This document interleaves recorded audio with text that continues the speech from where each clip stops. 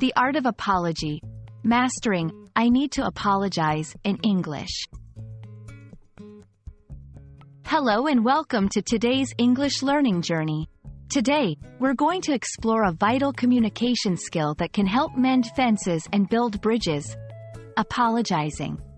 Specifically, we'll dive into the phrase, I need to apologize. Understanding not just the meaning, but the context and nuance behind these words, can significantly improve your interpersonal skills in English. So, let's get started on this path to better communication. At its core, I need to apologize is a phrase used to express regret or remorse over an action or words that have potentially hurt someone else. It's a way of acknowledging that you've made a mistake and are taking the first step towards making amends. This phrase is more formal and reflective than a simple, I'm sorry, indicating that you've given thought to your actions and their impact. A sincere apology using, I need to apologize, typically involves a few key components. 1. Acknowledgement of the mistake. Clearly stating what you did wrong helps the other person know you understand the gravity of the situation. 2. Expression of regret. This is where you convey your sorrow or remorse for your actions. 3. Taking responsibility. Avoid making excuses or shifting blame. This shows you're willing to own up to your actions.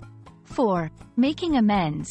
If possible, offer a way to rectify the situation or make it up to the person. 5. Promise not to repeat the action.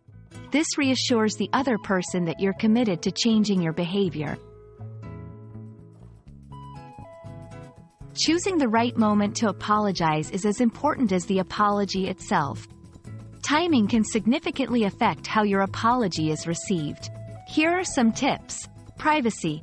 Find a suitable moment when you can speak to the person privately.